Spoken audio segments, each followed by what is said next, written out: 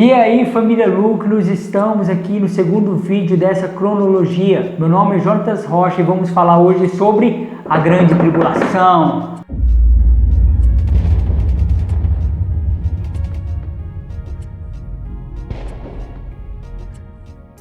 Grande Tribulação. Ela é chamada tribulação pois será um momento de muita aflição. Ela é chamada grande porque será em toda a terra. Mateus 24, 21 e 22 diz: pois haverá então grande tribulação, como nunca houve desde o princípio do mundo até agora, nem haverá jamais. Se aqueles dias não fossem abreviados, nenhuma carne se salvaria, mas por conta dos eleitos serão abreviados aqueles dias. Será um período tão terrível que, se não fossem abreviados aqueles dias, nenhum homem sobreviveria. Mas por conta dos santos, por conta dos salvos, esses dias foram abreviados. Para quanto tempo? 3 anos e meio. Nós vemos, por exemplo, no Apocalipse as expressões 1260 dias, que você dividido por 30 dá 3 anos e meio. Nós vemos também a expressão 42 meses, ou seja, 3 anos e meio. Apocalipse e o livro de Daniel dizem a respeito de tempo, tempos e metade de um tempo. Então, quando ele fala tempo, é 1 ano, tempos é 2 anos e metade de um tempo é meio ano, ou seja, 3 anos e meio. Pois bem, quando começará então a grande tribulação? Mateus 24:15 diz: portanto, quando virdes que a abominação da desolação, de que falou o profeta Daniel, está no lugar santo, quem lê entenda, então os que estiverem na Judeia fujam para os montes. Então ele começa a falar do processo da grande tribulação. A grande tribulação começa com a manifestação desse homem perverso, chamado o Anticristo. Olha o que o apóstolo Paulo diz em 2 Tessalonicenses 2, do 3 ao 4. Ninguém de maneira alguma vos engane, pois isso não acontecerá sem que antes venha a apostasia e se manifeste o homem do pecado, o filho da perdição. Ele se opõe e se levanta contra tudo o que se chama Deus ou é objeto de culto, de sorte que se assentará como Deus no templo de Deus, querendo aparecer como Deus. Esse homem, chamado Anticristo, ele será líder de um império que terá domínio sobre todo o mundo. Ele será um líder religioso e um líder político, e ele perseguirá a igreja e Israel. Apocalipse capítulo 12, versículo 1 diz: eu vi um sinal no céu, uma mulher vestida do sol, tendo a lua por debaixo de seus pés e uma coroa de 12 estrelas. Você pode lembrar do sonho de José. Ele sonhou exatamente com essas características e isso aqui é um símbolo de Israel.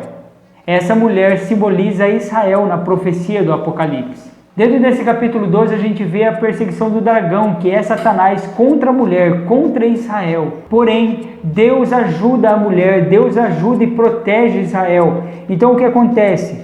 O versículo 17 diz: então o dragão irou-se contra a mulher e foi fazer guerra aos demais filhos dela, os que guardam os mandamentos de Deus e mantêm o testemunho de Jesus. Quando Satanás perceber que Deus está protegendo a mulher, ou seja, Israel, ele fará guerra aos demais filhos dela, aos demais descendentes de Abraão. E ele destaca aqui, são os que têm os mandamentos de Deus e mantêm o testemunho de Jesus. Essa é a igreja. Já no capítulo 3, versículo 7, diz que ao Anticristo será permitido fazer guerra aos santos e vencê-los, e foi-lhe dado poder sobre toda tribo, língua e nação. Esse vencer aqui você precisa entender no contexto de que o Anticristo perseguirá a igreja e levará muitos santos ao martírio. O versículo 10, por exemplo, diz: se alguém deve ir para o cativeiro irá. Se alguém deve ser morto à espada, necessário é que a espada seja morto. Ou seja, o método que o Anticristo usar para perseguir a igreja será um método pelo qual a igreja testemunhará da glória de Deus. O final do versículo 10 diz que nessa perseverança repousa a fidelidade dos santos. Então, na grande tribulação, tanto Israel como a igreja será perseguida pelo Anticristo. E não somente pelo Anticristo, por todos aqueles que odeiam a verdade. Será um momento de maior trevas que já houve na face da terra. Então a luz da igreja, que é como uma cidade situada sobre um alto monte, brilhará. E isso trará ódio àqueles que odeiam a verdade. Então vamos falar um pouco sobre os juízos de Deus que serão derramados nesse período chamado Grande Tribulação. Os juízos de Deus descritos no Apocalipse são 7 selos, 7 trombetas e 7 taças que serão derramadas sobre a terra. Esses são juízos sequenciais e progressivos na sua intensidade e destruição. Nos 7 selos nós vemos que vão morrer 1/4 da população mundial. Já nas 7 trombetas vão morrer 1/3 da população mundial. E nas 7 taças serão mortos todos os que se levantarem contra o Cordeiro, contra Jesus Cristo. E diante disso nós agradecemos muito a palavra de Romanos 8:1 que diz que não há nenhuma condenação para aqueles que estão em Cristo Jesus. A igreja não será alvo dos juízos de Deus, nem dos 7 selos, nem das 7 trombetas e muito menos das 7 taças. A igreja de fato passará pela grande tribulação, mas não medrosa, e sim confiante. Olha o que Jesus diz em Lucas 21:28. Quando essas coisas começarem a acontecer, olhai para cima e levantai as vossas cabeças, porque a vossa redenção está próxima. Quando a gente perceber a grande tribulação acontecendo, os selos sendo abertos, as trombetas sendo tocadas, nós vamos olhar para o céu e ver que nosso Senhor está retornando e vamos ter a certeza de que Ele governa sobre todas as coisas.